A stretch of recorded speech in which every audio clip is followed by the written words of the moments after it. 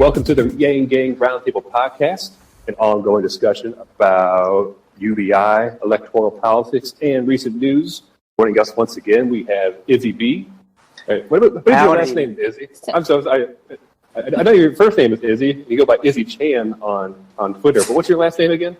Well, my actual name is Ishmael Bolden, but I go by Izzy because people can pronounce it easier. And yeah, so B stands for Bolden. Yeah. Cool, right on. And also coming back to the round table, we have Mia Songbird. Hi, as always. And then also joining us today, we have my fellow Restoring American Families PAC member, Zach Sacker. What's up, everybody? I guess the big item in the news right now is Kanye West has appeared to throw his hat into the presidential race. What do you guys think about this? I don't know what to think about it. I know that a lot of our fellow Yang Gang are thinking that it's an excuse for Yang to go ahead and step in, too. No, I don't think this has anything to do with Yang. I think this is about Kanye and his ego. And I also think there's a chance that it's a ploy to help Trump. I mean, I think he would take more votes away from Biden than he would Trump. I'll put it that way. He's a hip-hop artist, and I think there's a lot of people out there who don't like Trump or Biden.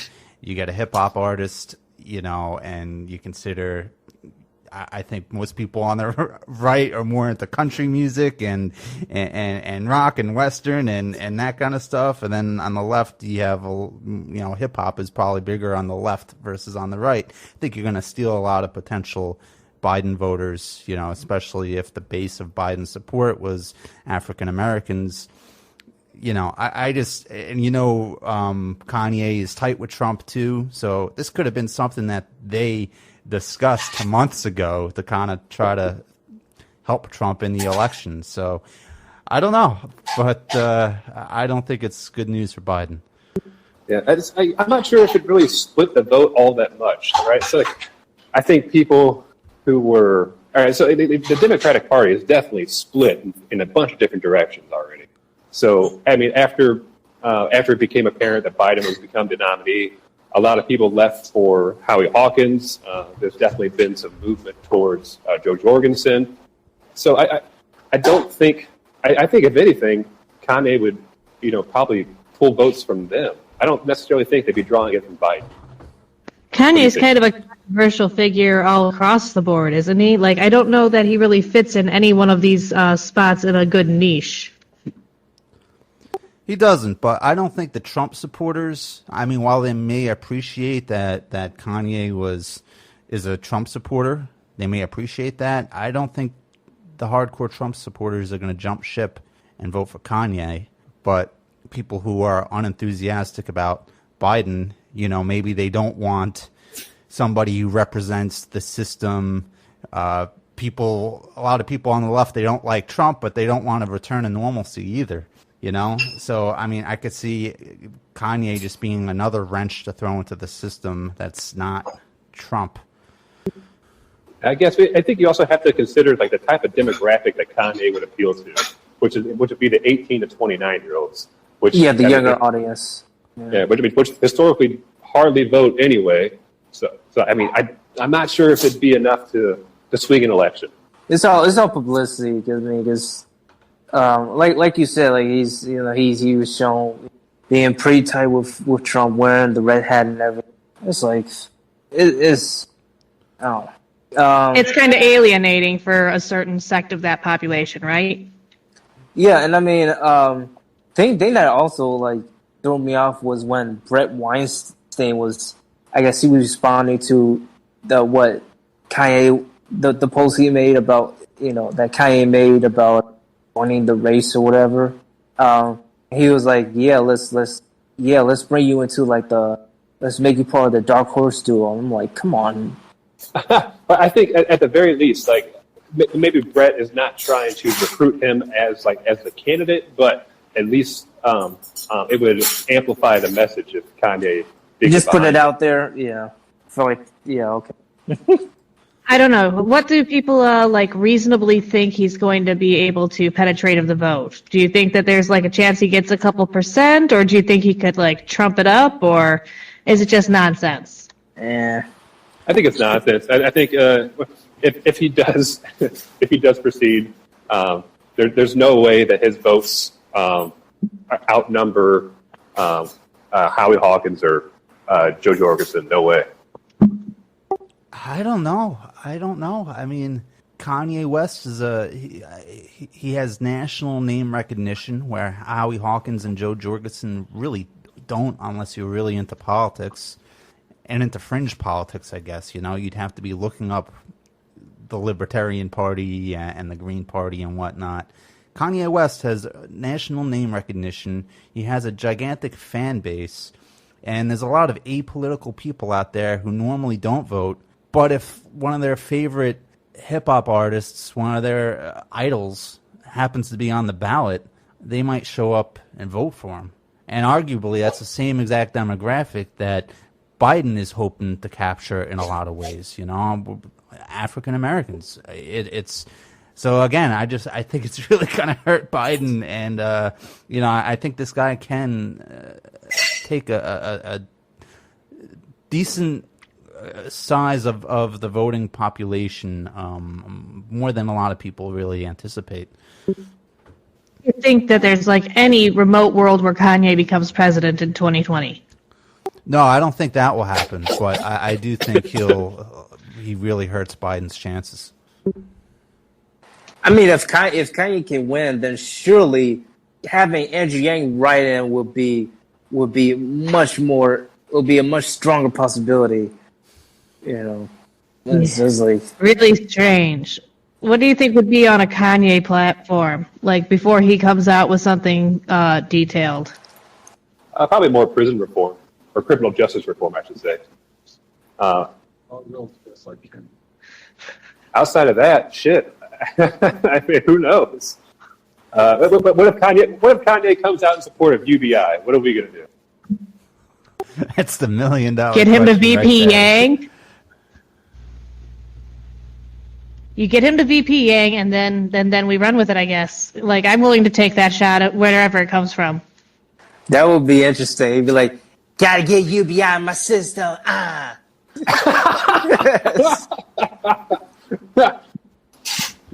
Prison reform.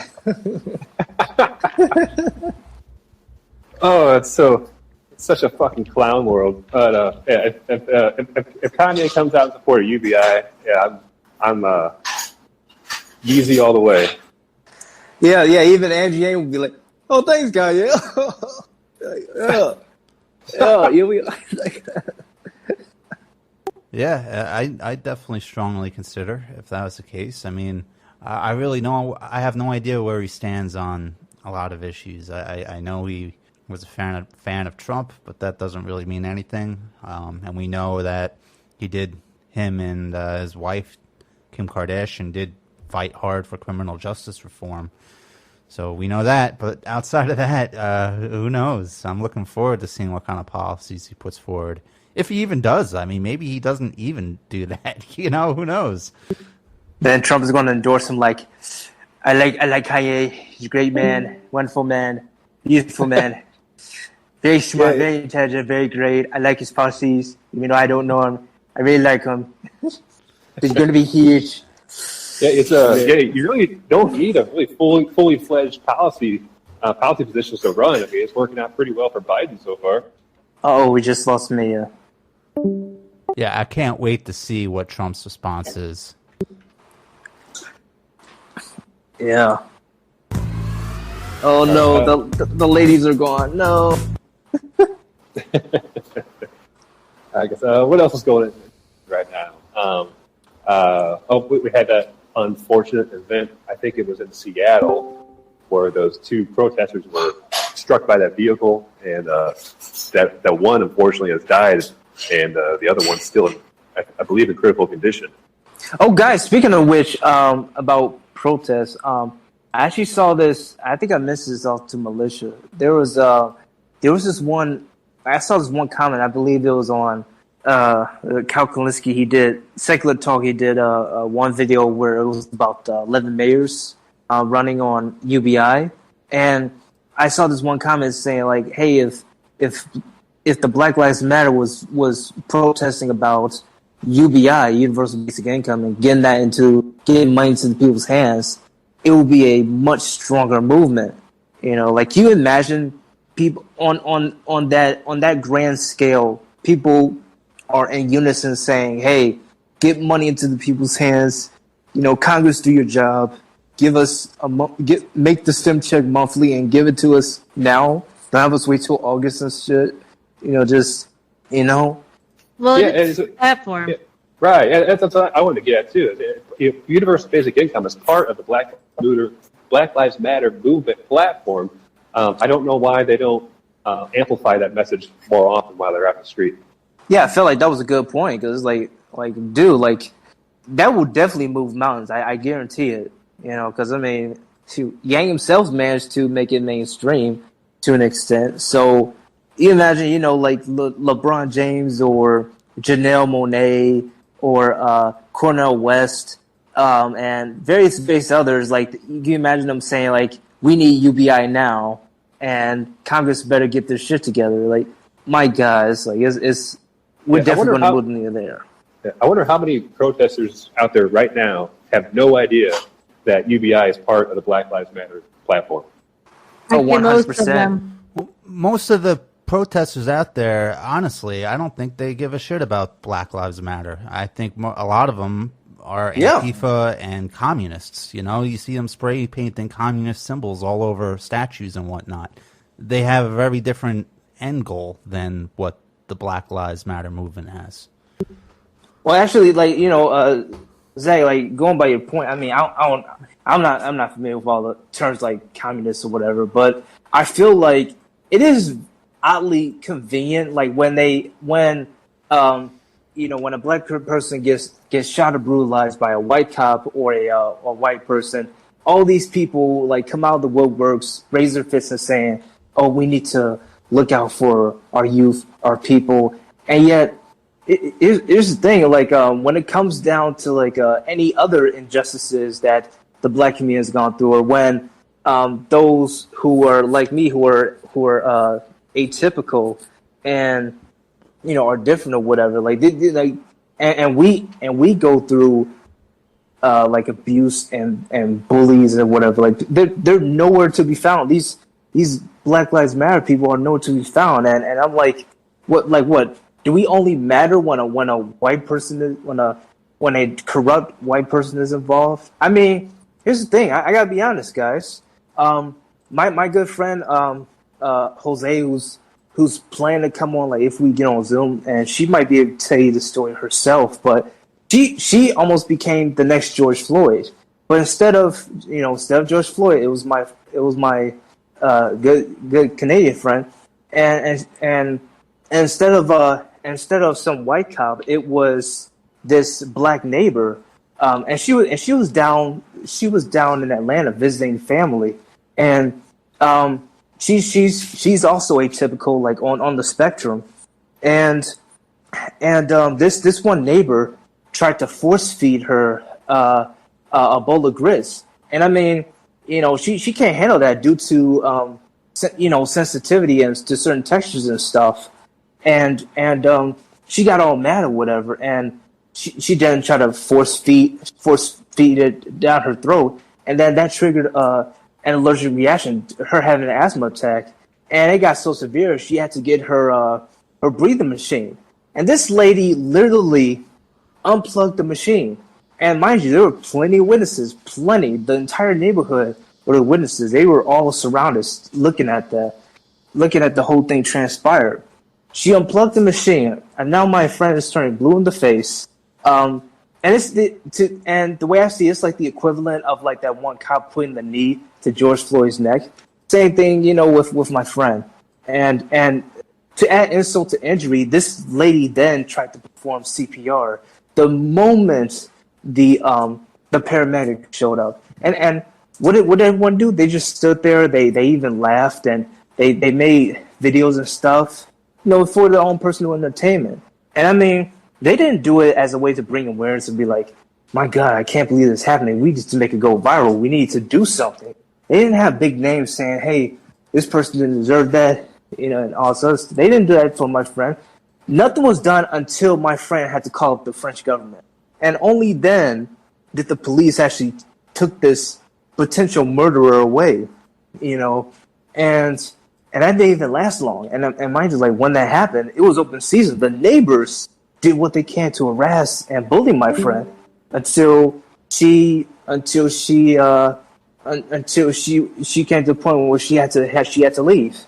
And I guarantee you, these same people who tried to kill my friend, they are also raising their fists in the air talking about, rip George Floyd, Black Lives Matter and stuff. Guarantee it. So it's like that's just going by what Zach said. It's just like the hypocrisy and the convenient timing. It's just like it's just upsetting because it's like it's hard for me to be about Black Lives Matter when you completely dismiss these other occurrences and then act like it's only exclusive to when some white guy or some white cop or wherever decides to take the law into their hands or be controlling or whatever. It's like okay, I said a lot there, but yeah. Right. Well, what you're trying to say, I think, is all Black Lives Matter, right? I mean, that's really that's a true statement. But a lot of the protesters on the left, they only protest when it's when the perpetrator. Excuse me, there.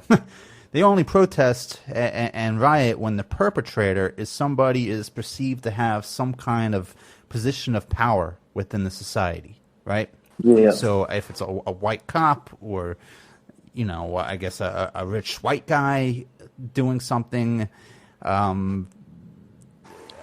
against black people, that's a problem. And yes, it is a problem. I want to be very clear about that. But all Black Lives Matter. And, there is a lot of black on black crime, which unfortunately gets ignored. And a lot of it's rooted in economics. If we had something like a universal basic income, you'd see crime rates drop across the board, and the community that would benefit the most would be our most at-risk communities, black and brown communities, immigrants. So, I mean, all this really needs to be a part of the conversation. Well, I also want to add. I also want to clear up that when I say when I say like all lives matter, I don't mean it as a way to be dismissive or say like or as a way to like silence your message or whatever. Because in the root of it, I actually support Black Lives Matter, and essentially what they're pulling for is like, listen, we're all human beings and we should be treated as such, no matter who we are, no matter what color of our skin is. It's like we're all human, and we shouldn't be mistreated. We shouldn't be undermined or brutalized or any of that.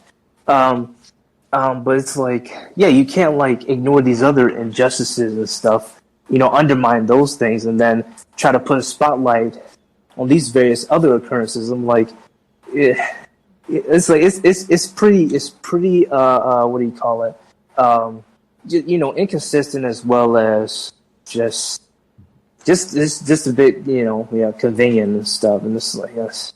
Yeah, I think the danger in the way that they're framing the situation is that what it leads to, it leads to greater numbers of white nationalism. And the reason that it is because if you look at like the raw statistics and raw data, white people are killed by or have violent confrontations with police, almost twice as more than what black people do or other minority groups. And people like Tony Tempa that was murdered in pretty much the same way. And so what that does, and others, people like Tony Tempa, when those things don't gain traction, it really pisses off a lot of white people and pushes them further towards racist beliefs. Yeah. Yeah, that's a good point, I think. Yeah, it's just like it's cause and effect, man. It's like, this is how Trump got into office because it's exhausting. Yeah, it's unfortunate that there's not just a unifying message of against police brutality. I think that's where we're. And mind you, like More. when it comes to exactly. Mind you, when it comes to police brutality in general, it's not just exclusive to black people. As a matter of fact, the ones who are also susceptible to police brutality are atypicals, people who are on the spectrum or have other sort of learning disabilities or mental illnesses. And there needs to be, police reform in that matter as more so like they need to be trained. The police need to be trained in these to deal with these sorts of situations because unfortunately, like what they're trained now is to like aim, shoot, and fire, and stuff like that. And it's like when you signed up for a job as a police officer and you've sworn to like serve and protect, and enforce law or whatever. It's like you should be able to de-escalate these sorts of situations properly without having to like draw your gun or pull the trigger and all these other stuff. I mean, because you have other police officers and other cultures who have little less resources than what we have, and yet they're trained pretty well.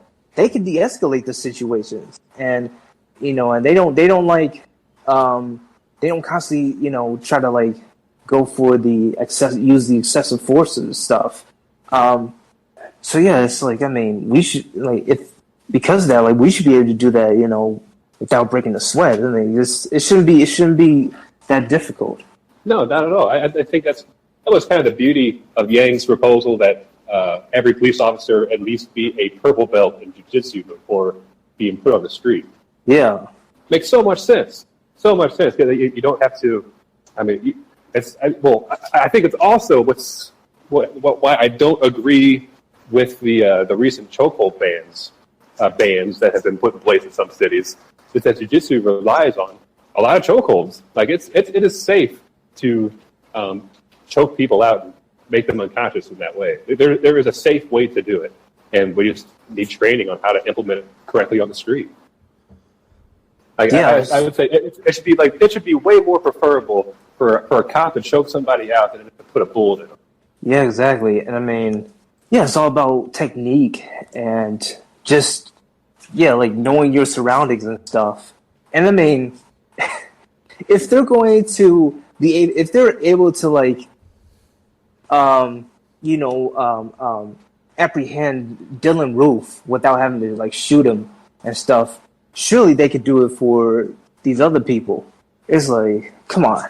So it's like that's what's upsetting rather than there is like it's like a double standard on top of a double standard. So yeah, I mean, again, they should like any suspect or any criminal, whatever. That's how they should be treated all the same. They apprehended all the same rather than be all trigger happy and like have these preconceived notions about who they're trying to apprehend and then acting upon those thoughts or whatever. I might be jumped to conclusions here, but come on, they should know better. There needs to be more training, I think. I think most states and cities require more training for somebody to become a barber than they do for somebody to become a cop. Exactly. Yeah. It's really just pathetic. And then once they become a cop, usually sometimes they do like one training session a year, or if that. They should be training at least one day a week should be dedicated towards training, and every cop should receive some training in like jiu-jitsu and stuff, so that they learn non-lethal defensive techniques. They should know how to grapple with somebody. The situation with the guy who was killed in Atlanta recently, that would have been prevented if those cops knew how to effectively grapple with somebody on the ground, but instead they were probably both way out of training, and the guy was able to grab the cop's taser and get back on his feet. That wouldn't have happened if these cops are better trained. So 1 day a week at a minimum needs to go into training. But then again, you do have like these people who have like their own agenda. These bullies who, they will use a gun and badge just to, throw their weight around. Remind people how powerful they are and stuff, and how powerful and how helpless these people are and stuff. So it's like, yeah, you do get those. You get bullies, narcissists, and stuff. And not just police, but even in the higher ups, and like any sort of power of authority, and they know that no one will question them because of who they are, because they have a badge, and because they're told to serve and protect. So they know like no one's really going to call them out and say like, hey, you're not supposed to do this. So yeah, that too should also be addressed, because you do got psychopaths behind these guns and badges that do got to be like vetted out, and just we gotta like look at who we hire like very thoroughly, because this job is no joke. And I mean, it's not all about aiming, shooting, fire, whatever. Right, that's true. But, I would go out on a limb here and say that the vast majority of cops are not psychopaths, They are not bad people, but there are a few bad apples. They're people in the bunch. Yeah. The problem is when you demonize police around the country and you say all police are bad and they all need to be defunded and they're all just working to prop up this white supremacist system, what happens is that a lot of good people who are interested in becoming cops aren't going to want to become cops anymore. And the only people left that are going to want to be cops are going to be those bad apples. And exactly, we're end up with a situation where the entire basket is rotten. So, I mean, we really got to be careful about how we engage in this dialogue. And I fear that a lot of people on the far left that are moving this movement are really kind of doing a disservice to everybody. Here's the thing about that. I mean, I definitely agree with what you're saying, Zach. But I also believe, that we're also in the middle of a pandemic. And, I mean, going off, Kim Iverson said this a while back. She was saying, like, with the riots, the protests and stuff, there are actually, like, two protests going on. One is about George Floyd, and the other is about COVID-19 and, the lockdowns and not getting much compensation, and people are in, like, despair or whatever, and that's what created, this dystopian atmosphere and all this looting and vandalizing or whatever. Granted, I don't tolerate it at all, but again, it just goes by to cause and effect, because the negligence by Congress and any of those who are supposed to like try and help us or whatever, for them to like just give us a measly one-time payment of $1,200 and nothing else, while the big banks, big tech or whatever, and they get the whole treasure chest. They get all the moolah and stuff. So it's like they planned this, they created this, and so it's more than just police brutality. That's just like the tip of the iceberg. But it's like I feel like that's the main reason why people are just saying all this crazy stuff. It's no different than when you had people on the right who literally walked up to these offices, completely armed, looking like they're going to war, and talking about spewing about like the First, Second Amendment and how they can't get their hair done or whatever and all this other stuff. It's like, no, you just can't pay your bills. That's why you're acting like this. But it's like, it is pretty crazy. But the root of it is that we aren't getting we aren't getting UBI, we aren't getting sort of compensation, and we're just essentially forgotten. And this is the this is the end result. So, yeah. Yeah, there's a lot of pent up anger in this country. That's for damn sure. I mean, Yeah. the fact that Trump is our president shows that there's a lot of anger that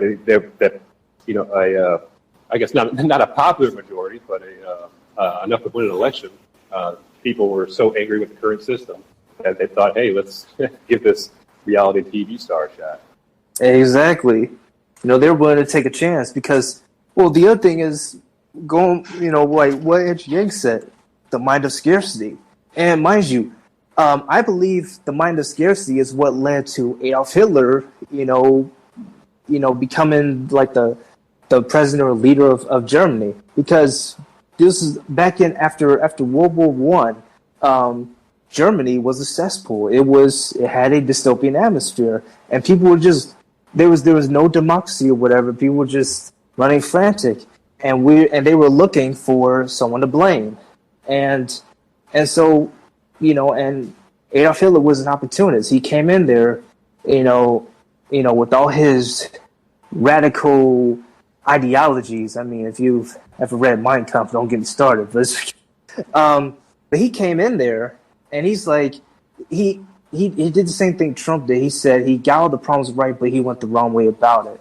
And on top of that, he said, he's like, I know why you people are angry, and it's because of these guys. And he pointed to the Jews, the Jewish residents, and these people, like, they bought it because like they were so distraught, they were so angry, and just a complete mess that their cognitive thinking, it dropped significantly, and and he was able to fill all this nonsense, and they couldn't really say, okay, this is a whole bunch of bullshit. It's like, no, there's like, okay, my life is in shambles, and I have to take it out. And then thus it led to to the boycotts and the vandalizing and stuff. And then, came the Holocaust. They gave it the green light. So, yeah, we know, like, the sort of damage mind of scarcity can cause, and so we can't just ignore that. I mean, that's why UBI is one of the most important things. So is Medicare for all, but it's like UBI is like it's you can't do anything. You can't do anything without it. Yeah, I agree with 100% with you too, man. I think I'm laser focused on UBI. There are no other policy issues right now that concern me greater than a basic income. I think that should definitely be on the highest priority, and then everything else comes secondary. So police reform, Medicare for all, things of that nature. That's all on the back burner for me. Yeah, and UBI helps out all those other areas, so it's not even like we're ignoring Thank you. those I was other just about to areas. say that. It's just, UBI is a step in the direction towards alleviating our financial distress, whether it's medical bills and therefore the need for Medicare for all, or whether it's, stress about police relations and if there would be less crime if we have UBI, and therefore the less need to have cops all over the place. Everything is related to economics, and if we could solve that problem, if we could solve financial scarcity, we really help out all these other areas that are also in trouble and in need. Oh, no doubt. I think people just fail to realize the scope of which UBI would really affect, right? It's when it comes to reducing bureaucracy, when it comes to reducing waste and fraud, as far as what the renaissance it would create within the arts community. Deterring undocumented immigration, reducing gentrification, reducing the pay gap, improving mental health. But you could also make the argument that it improves physical health, stabilizes the cost of goods over time. I mean, it's a big deal. There's a laundry list of pros for UBI, and I mean, people try to argue that UBI will cause inflation and stuff. I'm like, well, maybe like, well, anything by itself can be regressive. I mean, if not implemented properly. Here's the thing. I mean, well, right now we just need to get way into the people's hands, and then we can worry about the implementation later. However, if we're going to do UBI right, if like that's what you bring in, people like Scott Sands or Andrew, and Andrew Yang in, because they did the homework, they did the data, and also they looked at other countries, even our own backyard in Alaska, like as to like how to use it, how to get it in our system properly, and Andrew Yang, he had over 150 policies. I mean, he recognized all the concerns and stuff, and this was his equation. It's like, okay, so if we want to make this work, let's bring in democracy dollars. Let's update the GDP. Let's update Congress. Let's shorten the term limits. Let's work around human-centered capitalism. Let's give you revenue for your data that the big techs try to like hog by themselves and stuff. Let's bring in the value-added tax. So any sort of revenue that the big techs get from our purchases, whatever, we get in return. We get some sort of compensation, and as a result, UBI is would be extremely easy to just bring into our systems. Yeah, I think also it would restore faith in our institution as well, or at least maybe not completely, but I think people would be have a more favorable opinion of the federal government if UBI was implemented, and then if people have a favorable opinion, and then they're like, holy shit, this isn't actually, I can make a difference. Things can make a positive impact on my own life, and I think it would just be a catalyst for rapid change afterwards. I mean, you saw how people are when they got their STEM checks. I mean, there was a lot of positive feedback. And I mean, yeah, you're going to get some who are just going to blow it all or whatever. But isn't that a good thing? Because those purchases they get recycled, they circulate throughout the economy, and it brings back revenue. And I mean, this is economics 101. I mean, it's anyone really knows. Like, it's you spend more, you get more, in return. So, yeah, I definitely don't think that obviously the one-time $1,200 payment was not enough. We need to shift to reoccurring monthly payments. But can you imagine if there would have been no stimulus check? Yeah, absolutely. Like, if it was reoccurring, if it was monthly or whatever, it's like guaranteed, you will see a definite change, and in the right direction. I mean, all the drawbacks and stuff, we could take care of that later. But right now, it's like during a pandemic, like people just need money. They need to pay their bills because these bills or whatever, they're not being frozen. Like they're still ongoing. So, and these people, a lot of them file for unemployment, and there are those like me who can't work due to disability and limitations and stuff. Hold on. Go ahead. I just lost my train of thought. I think you kind of get what I'm trying to say. Oh yeah, 100%, no doubt. I think that there's huge sectors of our society that are completely left out of the conversation. I remember Fred the Felon was back when he was on our show. He was trying to get this idea off the ground that corporations should come out and support universal basic income because there's a huge society that if they had $1,000 a month, and how drastically that would increase their spending power, that it would all directly come back to them. So, like, say, even if Walmart is paying a value-added tax in some way, shape, or form, the return on investment with that tax would still outweigh what they're paying into it. So, if your customer base just automatically has an extra $1,000 to spend, 14% of the country live in poverty. Well, now you just untapped a massive a massive sector of the economy that they've been trying to figure out how are we going to get these people money. See what happens.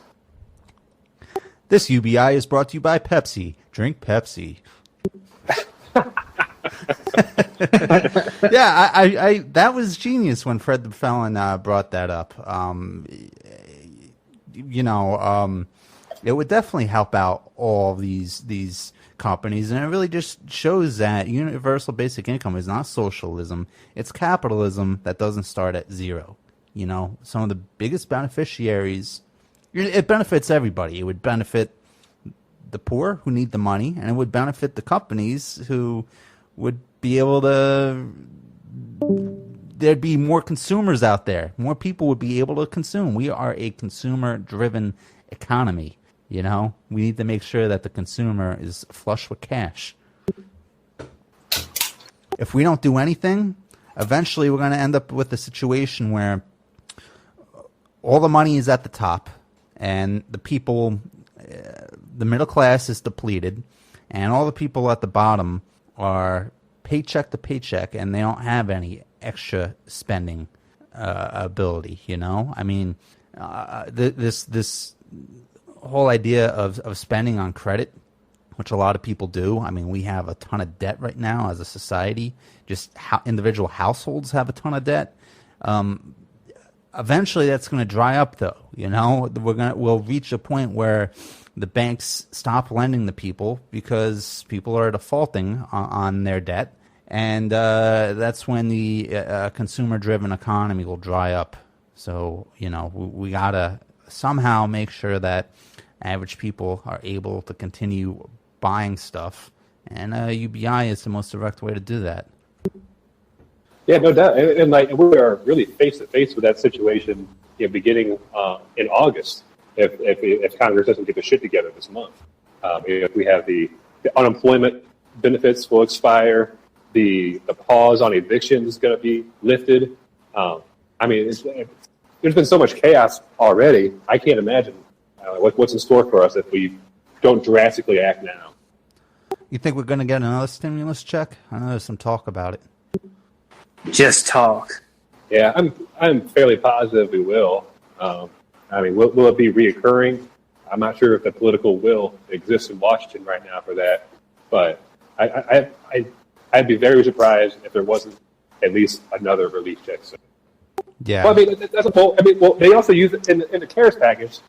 That was their leverage to pack that motherfucker with all that extra bullshit, right? So it was. I mean, how many trillion of dollars was in that bill? And so, like, anybody and everybody put whatever they wanted in that bill, and if you were going to vote against it or had any problem with that legislation whatsoever, I mean, there was a gun to your head because, well, you're voting against relief for tens of millions of Americans. How dare you vote against this? It's sickening, man. It's like. So I imagine it'll be more of the same later on this month. But let me think about this a little bit longer. So Thomas Massie was the only one that came out and spoke in opposition against the bill. He just won his primary in Kentucky by a fucking landslide. So maybe people will see that, how Thomas Massie got away with it, and there was really no political backlash from his constituents. More people might be willing to stand up and delay this legislation. Who knows? Yeah. Did he ultimately did vote against it? Like, I know he wanted, he was complaining about the procedure where he wanted people to be on record, like he wanted a public vote or something, but he actually did vote against the CARES package? I'm not sure on that, but I was listening to the floor whenever it was going on, and he was very outspoken against how they were proceeding with the vote. So I would imagine if a recorded vote was taken, he would have voted no. Yeah, interesting. I just think, though, as we get closer to the election, I think both sides are going to want to be able to say, hey, see, we're helping out the working class. Here's another check. I could see both Trump and the Democrats both wanting to be on the side of working people, or at least appear to be. Right. Well, I mean, if these if these polls are any way accurate, Trump has definitely got to do something drastic to win back over the favor of the American public. I'm just appalled by them like essentially using this for another one of their another political agenda and stuff, and just using it as like some sort of prop or whatever, and trying to like you mentioned, if someone's against like the implementation, like what the fine print, what's in the fine print, whatever, like they just hold a gun to your head and they try to trip you, saying, "Oh, you're not for the people, and you don't want to help your family and others struggling, whatever." It's like, fuck you like treat any of us, and all sorts of stuff that is going to like ruin us even further. And you're going to sit here and try to make me out to be the bad guy, don't you? Yeah, and you know what's interesting, I think? I don't know if interesting is the right word here, but, a few months ago when the virus was kind of a new big deal, and when they were doing the CARES Act and whatnot, I think a lot of people were saying, hey, Trump's not doing that bad of a job. I mean, sure, the response to the coronavirus could have been better, but it wasn't like the Democrats at the time really would have done anything different. You had prominent Democrats also downplaying the coronavirus around the country in the early days. But recently, with this whole anti-science, anti-mask movement, with Trump holding rallies around the country, and masks are optional, and we're having this big resurgence of cases, whereas the rest of the world is their cases are declining. Trump's really screwed himself within these past few months. It almost really like political suicide he's committed, and I feel like the mistakes were just so avoidable. I mean, just wear a mask. It's not that big of a deal. Tell people to wear a mask. Not a huge deal. Don't have these giant rallies. It's just crazy. Yeah, so do you guys think that these polls are accurate? And showing Joe Biden up by 12 points? Yeah, I do. Because a few months ago, right in the early stages of this, when Joe Biden was criticizing Trump for shutting down travel from China, I was kind of like on the fence at that point, like previously I was, very much like I'm going to vote Biden. But then once Trump was, for direct stimulus checks, and he did take early action on China, could have been, the response definitely could have been better. But like I was saying, the Democrats weren't really, they wouldn't have responded any better than Trump did, I don't think. Yeah, there was a period where I was thinking, you know what, maybe Trump is the better option here. But then, much more recently, total reversal, and his response to the whole Black Lives Matter movement and George Floyd has just been atrocious. I'm just my own internal polling with how I feel about things kind of reflects what the national polls are showing, I think. So I do think that they're accurate. I'm not in love with Joe Biden, but I'm definitely voting for him in November. Yeah, I think it's pretty wild to think that, states that necessarily aren't even swing states, states that are usually, solid fucking red, Joe Biden might win this election cycle. I got Texas, for example. Texas might go blue, which is just it's just mind-boggling.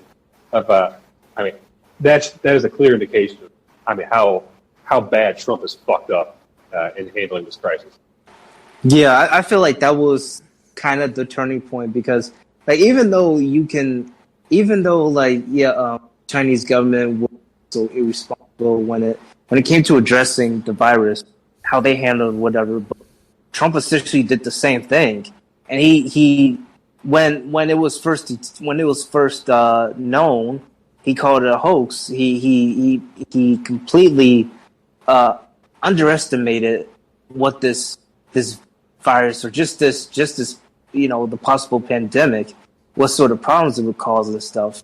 And then the only time he really took it seriously was several months later, saying like now he's going to call a national emergency. And then out of nowhere, he said he just wanted to change the name from coronavirus to Chinese virus. I'm like, yeah, it's just like get off with all that BS. Little deflection here and there, as a way to like, start something or whatever. It's like, come on. Calling it the Kung flu at his rallies is so disrespectful to the 130,000 Americans that have lost their lives in this pandemic. And it's childish. Yeah, that's some stuff you hear, and that's some stuff you get in high school. Like, come on, you're the president of the United States. We're in a crisis where more people have died in the Vietnam War. I think twofold now, right? I think 60,000. Two Vietnams, yeah. Yeah. According to Kyle Kalinske, he said like, yeah, that's 2 Vietnam Wars worth of deaths. Right, and not to respect that is just. I mean, I guess I shouldn't expect more from Donald Trump, but it's still shocking to me. He's always like his motto is all about let's make America great again, or let's keep America great. I'm like, dude, we still have all these problems or whatever, and you're not addressing them. You're just tossing a bunch of word salad, and your red sheep are eating it up. So it's not gotten better at all. I mean, if he really brought infrastructure and tried to bring a human-centered capitalism, give us all the American dream, and even give us monthly checks or whatever, just for being American, just being patriotic, and just for being the greatest shareholders and investors in our society. And yeah, I would believe his rhetoric, but it's just a whole bunch of bullshit, and it's like there are a list of various reasons why he's unqualified to be a president, let alone a leader. Making like racial or just inconsiderate comments or whatever. That's like at the bottom of the list. Maybe somewhere in the middle, but yeah, it's just. Yeah, keep America great. 130,000 people dead from the coronavirus. Our bridges and roads, infrastructure is just disintegrating around the country. Nightly protests. I mean, if we were so great, there would be no need to protest every single night. We have the Russian government putting bounties on the heads of our soldiers. If keep America great. I mean, things are not great right now, and it's so evident if you just look at what's going on. And I really hope Trump supporters, nothing against them. You support who you want to support. But if there's anybody listening, don't just listen to us, what we're saying, listen to the world around you, The world is laughing at us right now. We are a laughingstock. Donald Trump, during the campaign, was saying that the U.S. has become a laughingstock under Obama and Bush and Clinton, the past few presidents. If that was a laughingstock, I don't even know what to categorize this. Right now we are a heaping ball of shit. And a clown show. Yeah, exactly. This is a clown show. It's a carnival. It's really, really sad, and we need. Oh yeah. We actually now, I guess it would be a little bit more appropriate to say "Make America Great Again," as in undo the disaster that the Trump administration has been. Yeah, make America. Yeah. Didn't Andrew Yang try to make America great again? Except he said, "Make America think harder," which is even better. It's like, all right. Well, the make problem, America great again and actually mean it. The problem with that slogan is, for many Americans, America really hasn't been great. You look at minority communities and whatnot. I mean, in the whole George Floyd thing, kind of I guess, brought that perspective to the national stage. Maybe for many white Americans, things were better back in the day. But that same time period wasn't great for a lot of other Americans, So that's part of what I liked about Andrew Yang's message, is that it was just more uniting. And, Hillary Clinton's response, America's already great, was very similar to Trump's message in a way. It was also kind of tone deaf to a lot of the racial issues that we have in our country, that we've never really come to grapple with and faced head on. A campaign slogan, a presidential candidate really should be somebody speaking to the future aspirations of all Americans. Let's become great. Let's become greater than ever before. That's fine, but great again? I don't know what that means, really. Right. I think, man, if you listed like the top 10 nations in the world right now, I'd be very reluctant to put the United States on that list. So maybe the next slogan should be "Make America in the top 10 again." It's a very pretentious slogan. It's just like very, I will argue like mature because even that aren't like they don't brag. They are aware that there are things they need work on, and they're not gonna like put chest and say, "Yeah, I'm the dog, and you need to respect me." It's like, no, we are in tough times, and we gotta address these issues. We can have better, brighter future, better life. We'll have that happy ending. We don't deserve to. That should be the rhetoric. I'm sorry, you're breaking up real bad there, man. What should be the rhetoric? Wait, keep. You're cutting in and out pretty hard, Izzy. Oh damn! Hold on. How about now? Oh, you're good. Yeah, it must have been the fan. I had a fan on in front of me. Maybe. So okay, you can't hear me, right? Yeah, go ahead. Oh, okay. So the rhetoric. Well, I was trying to say. Let me gather my thoughts. So I was saying that I believe that the term "Make America Great Again" is a bit pretentious and ignorant, because I mean you're acting like you're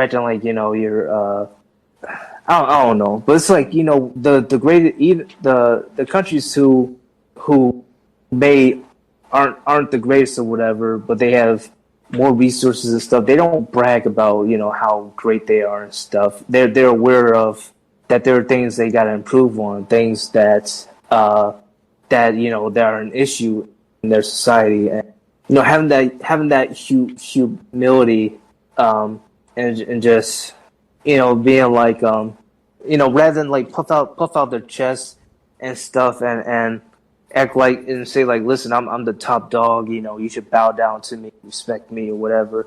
It should be like, listen, we have all these issues we gotta take care of, and we gotta look for solutions, and I'm gonna do what I can to make sure that's done, make sure that we all have a better, brighter future, better lives or whatever, and not be living a life suffering, whatever, and be able to like reach across the table, being pragmatic, reach across the aisle, being pragmatic and stuff, and not like act like we're better than everyone and stuff.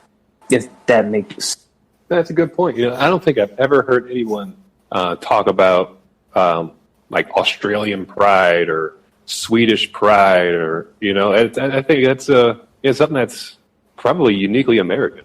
American pride. Nah, they have it. The Australians, they actually have. Oh, you know what? I'm thinking Austria. I'm sorry. I got my head up my ass a little bit, but I mean, there's a version of it in other countries as well. But yeah, all right, I'll shut up. Oh, I mean, it's I would be intellectually dishonest if I didn't admit that there are nationalist movements, in other hemispheres as well. I mean, the Christchurch shooting, that was a nationalist. There's a large nationalist movement in Europe, and that's why Brexit happened. For the most part. So I guess nationalism does exist, but I think it's I don't know, the flavor from that just strikes me as different than American pride or American nationalism. Yeah, American exceptionalism. We have Right, this concept yes. that we're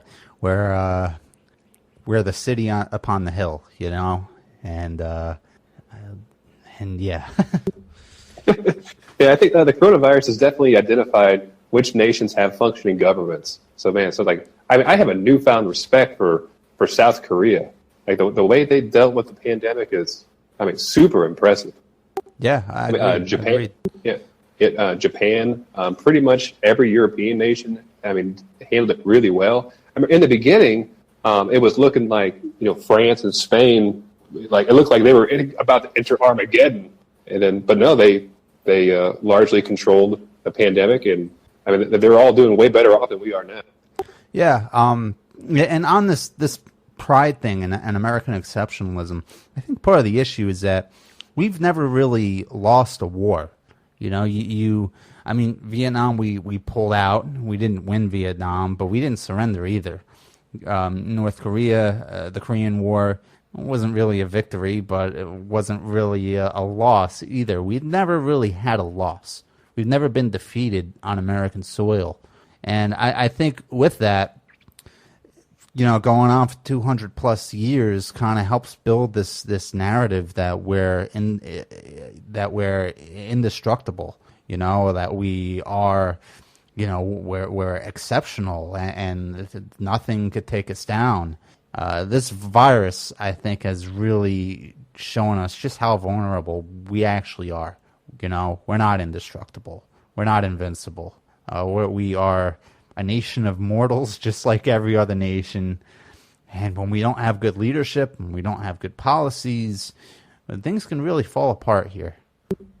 I feel like that's what made Andrew Yang like such a breath of fresh air, and why we gravitate to him so much, because he kept reminding us that, listen, he is only human. He doesn't like puff out his chest or act like he's better than everyone, and he'll reach his hand out to any person, and even if they don't accept, even if like they have the utmost disdain for him, like he will still try to do his best to bring them to the other side, because he's like, I know this may sound sacrilegious or whatever, but I see him as like the Jesus Christ of America in a way.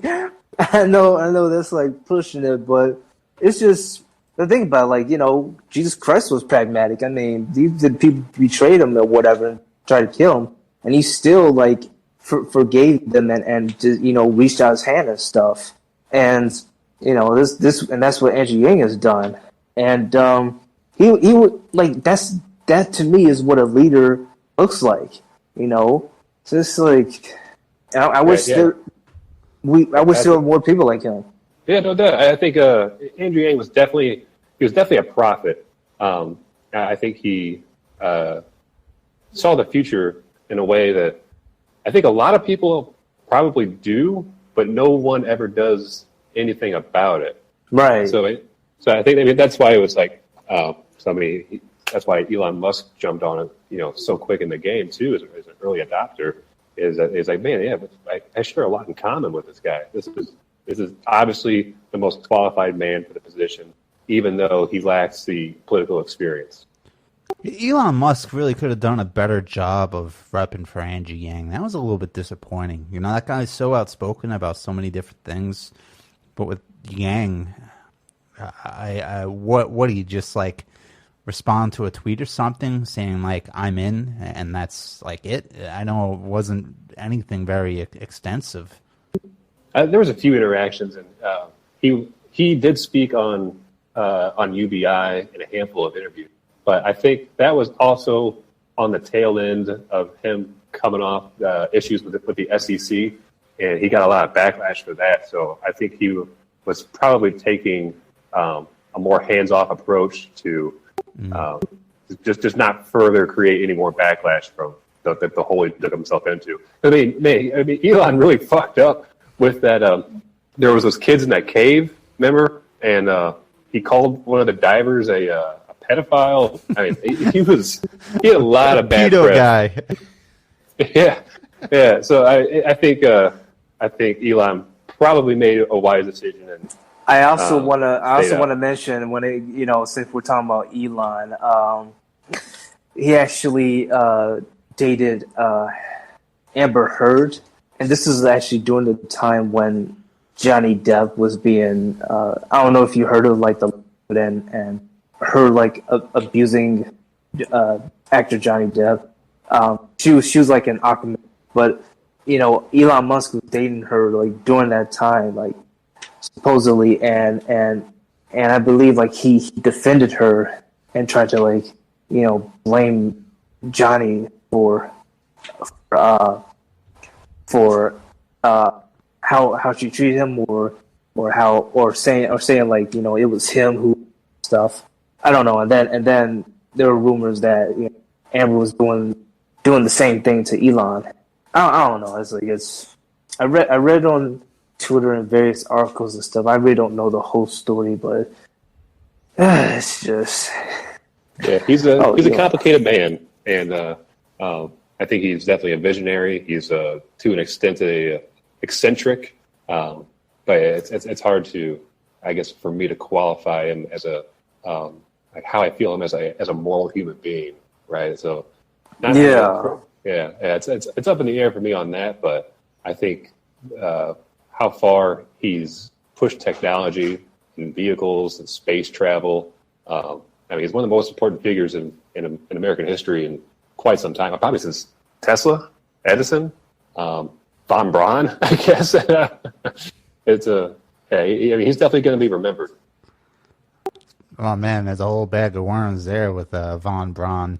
Let's wait till people find out who he really was. They're going to be wanting to cancel NASA. Oh dear! Right, it wasn't just von Braun either. I mean, it was practically half of fucking NASA.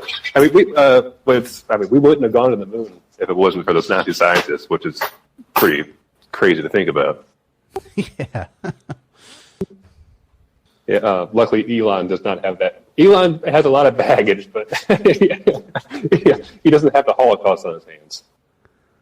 Yeah. How screwed up is that when you really think about it? You know what I mean? I guess that's somewhat reassuring. Yeah.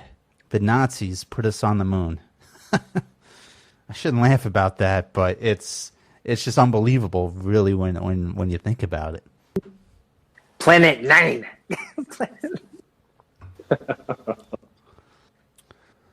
All right. So what else is going? Well, go ahead. I wanted to ask, how do you guys feel about the 4th of July?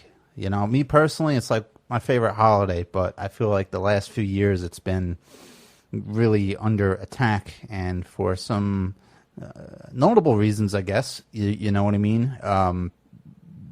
There's been a lot of injustices, but I kind of feel like there should be one day of the year where we all just look at the things that America has done right and we celebrate that, and then every other day of the year we can criticize America, just like we do every single other day of the year, So how do you guys feel about 4th of July? You want to talk about attack? I mean, I got attacked by these fucking fireworks. Like, they kept going off for weeks. It wasn't even 4th of July yet.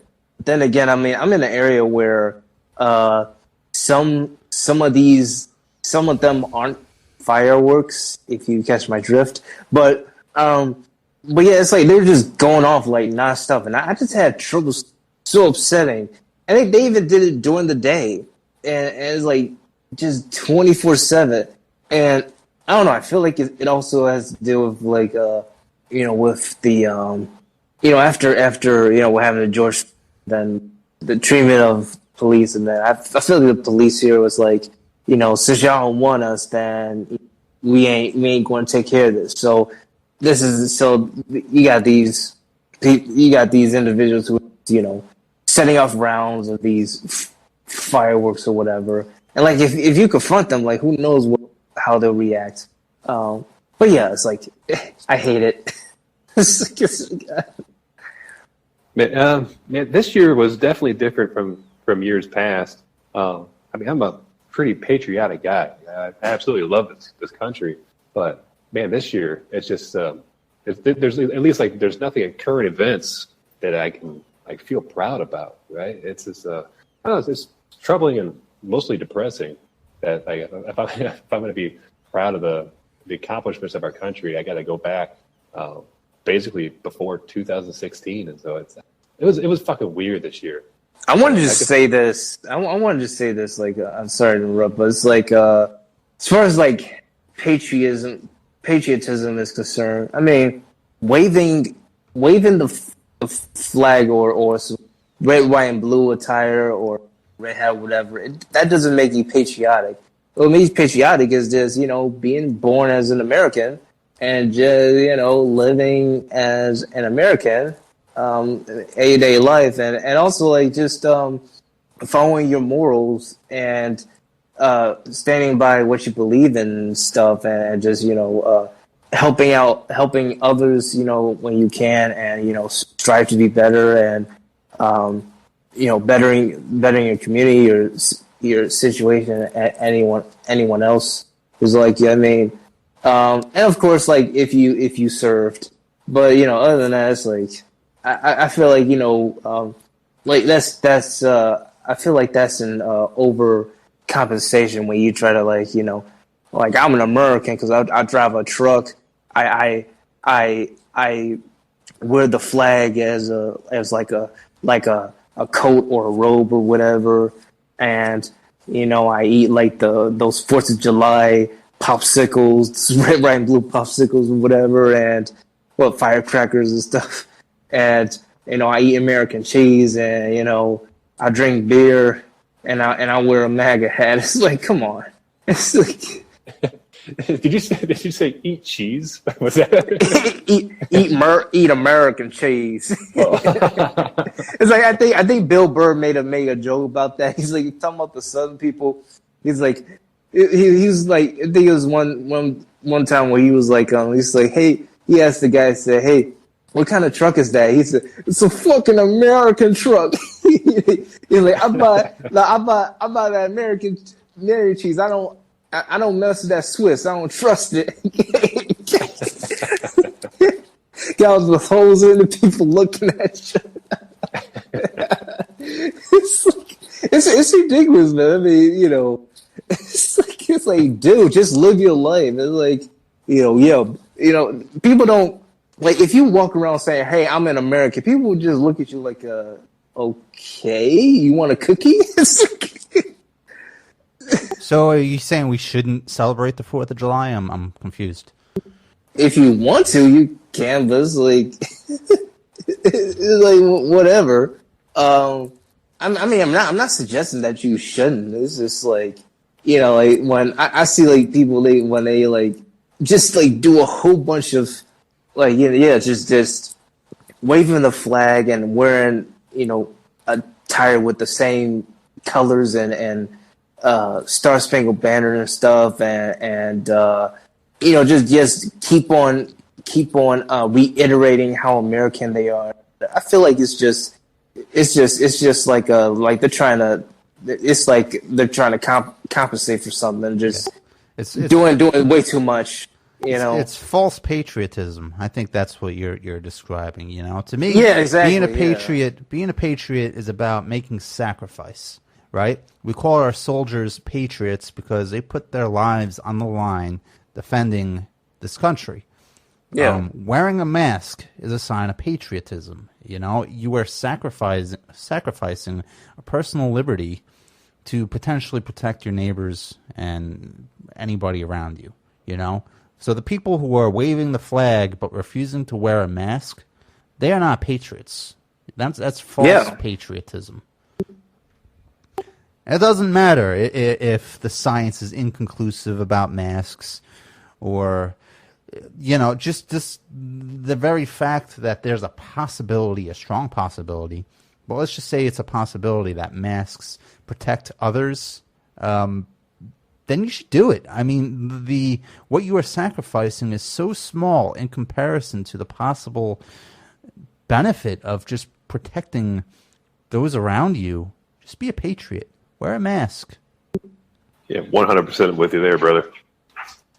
Also, UBI is patriotism. So, yeah.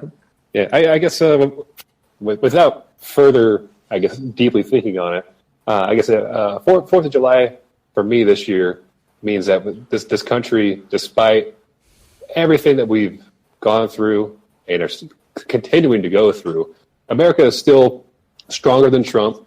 America is still stronger than this virus. I mean, obviously, of course, we're definitely not doing all the precautions that we should be, but we will survive this. And I think what's hopeful for the future is that we have a lot of opportunity to shape this country into the direction that it needs to go. And I think it's that hope which is important to hold on to.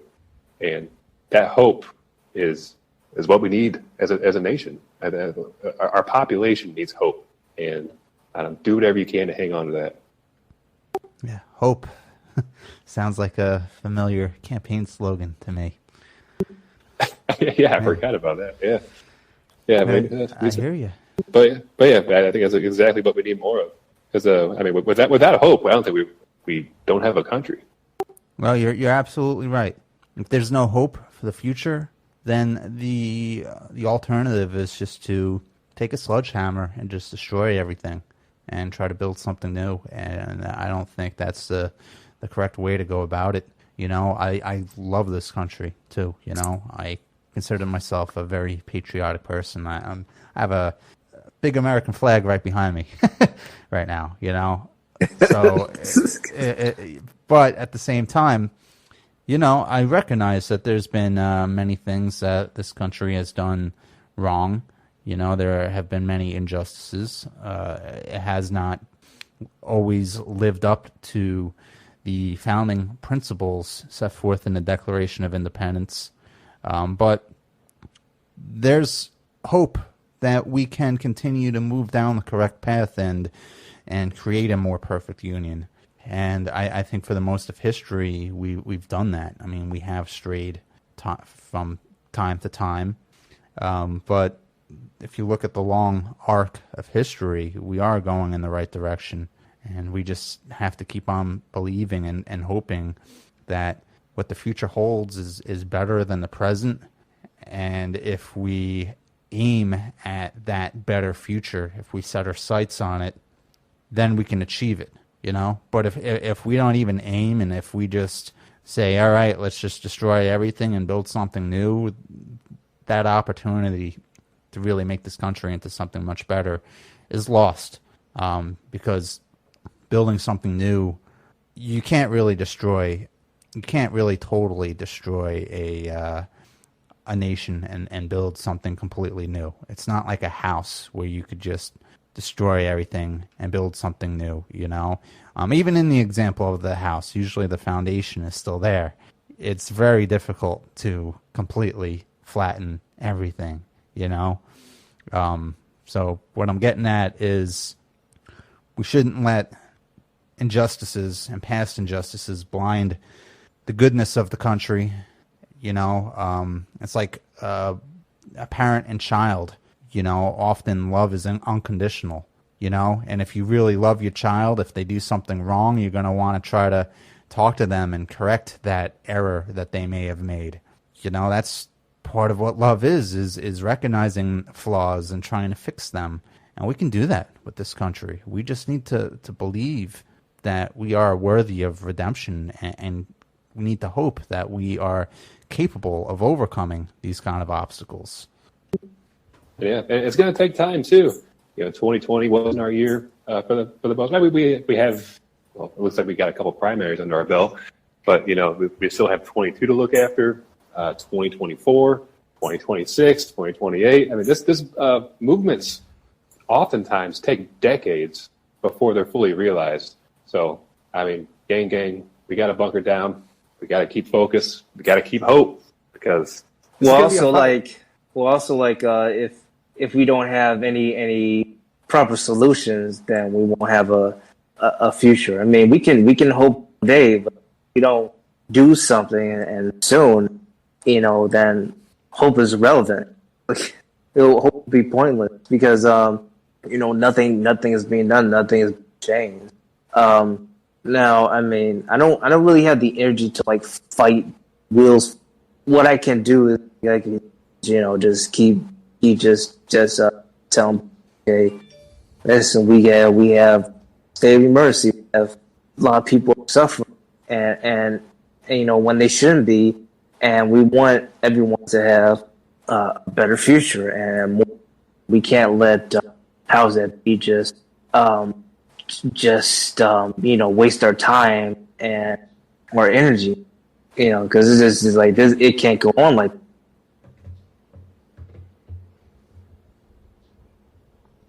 Yeah, definitely. Absolutely. Yeah. This can't go on like it is now. Yeah, we must have change. When we get there, and I think we ultimately will, we will reach the goal, the destination of where we're trying to head to. It's just that the timeline is uncertain, but I am more confident in anything else that we will reach it within our lifetime. Got to look at the cup as half full all the time. You got to be an optimist, because when you're a pessimist, things just become self-fulfilling. If you don't have positivity, the chances of you succeeding, the chances of us succeeding really dims. Positivity is just a very important thing, I feel. Sometimes the wisest people are the most pessimistic.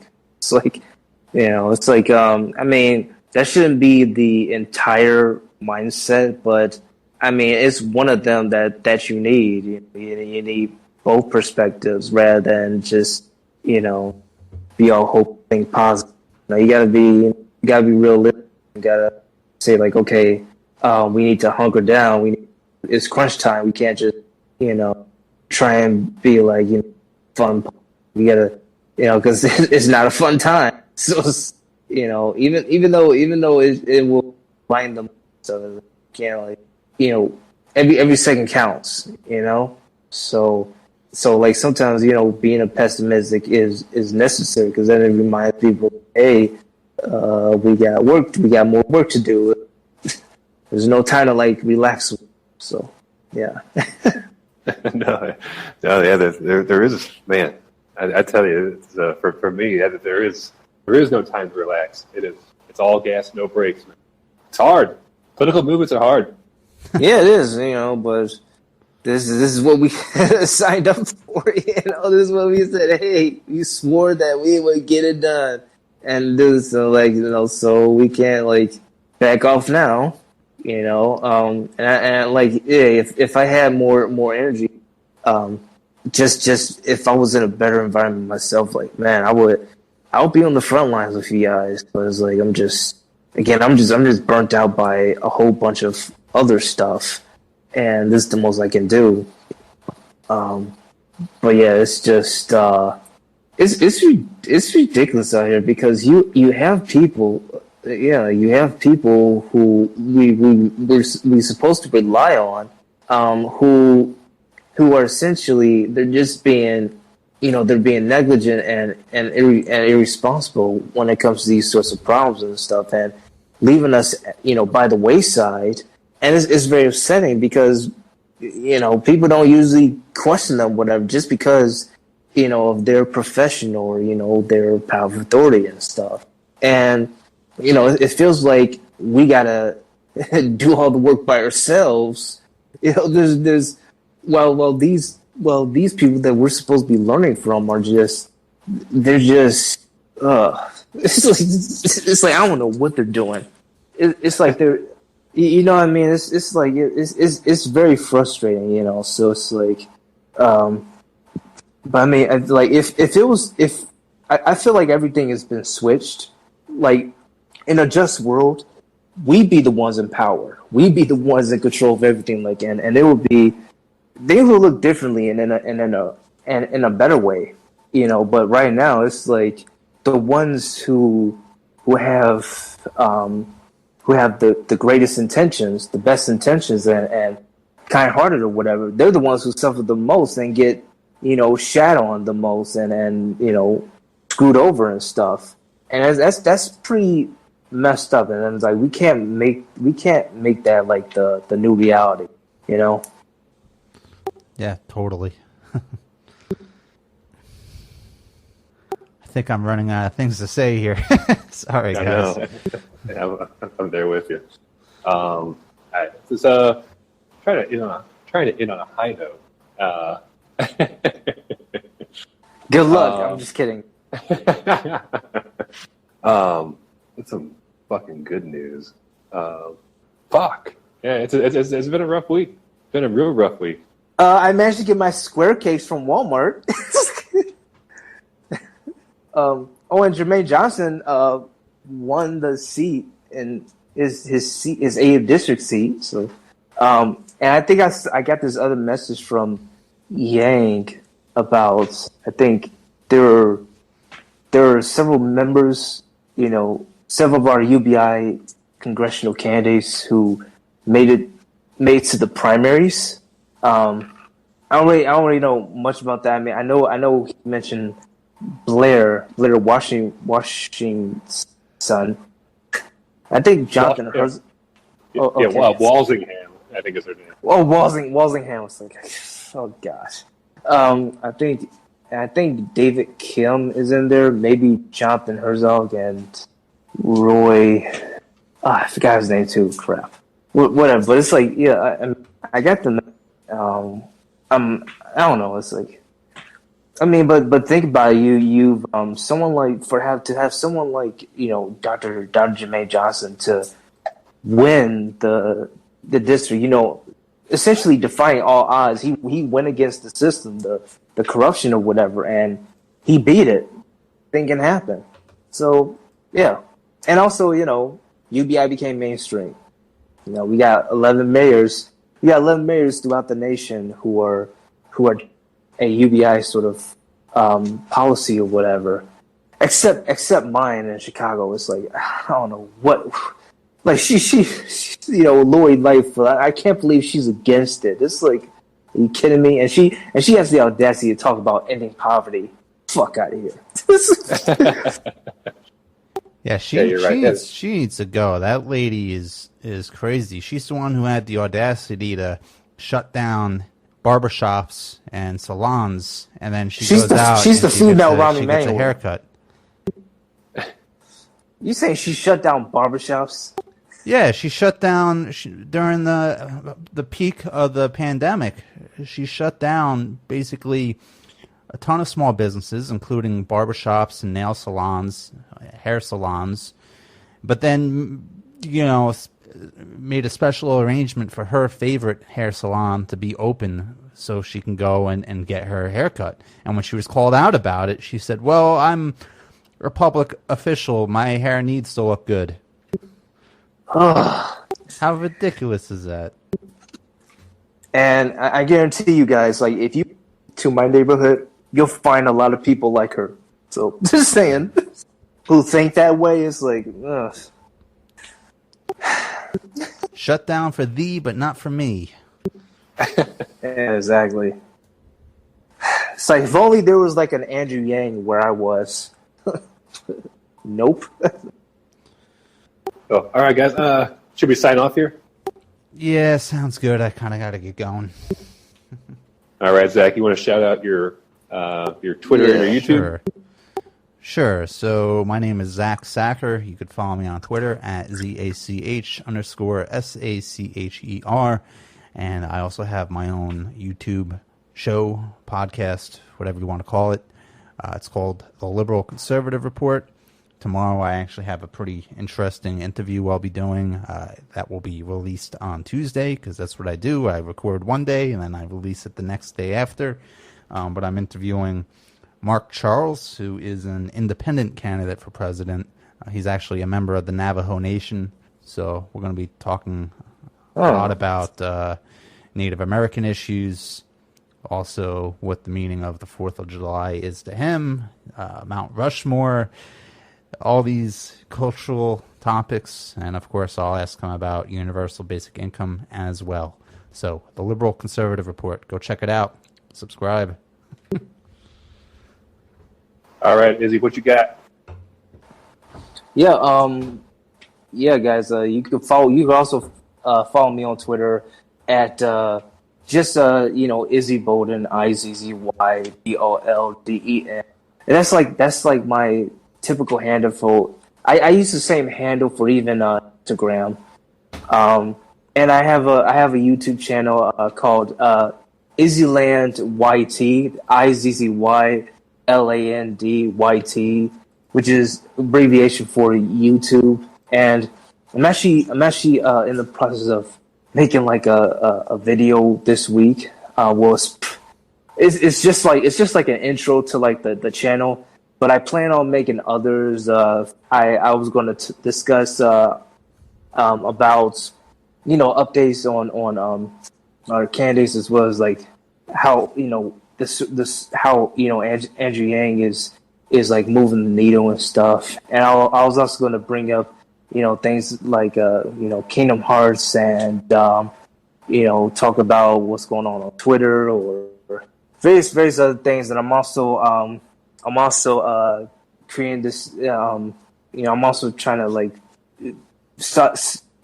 make videos like on Twitch and stuff, and creating like this other series called The Game Room, and of course like my newest podcast is I also created a new podcast. It's called like Izzyland Uncut.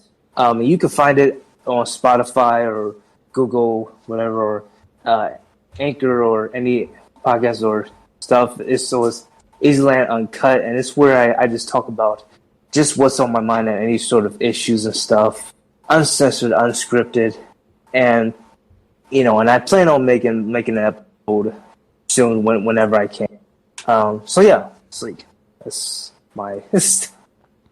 Cool, right on. And I'm Jeremy Sammons. You can find me on Twitter at Jeremy Sammons1. That is JeremySammons and the number 1. We thank everybody for tuning in today, and we will catch you all on Friday.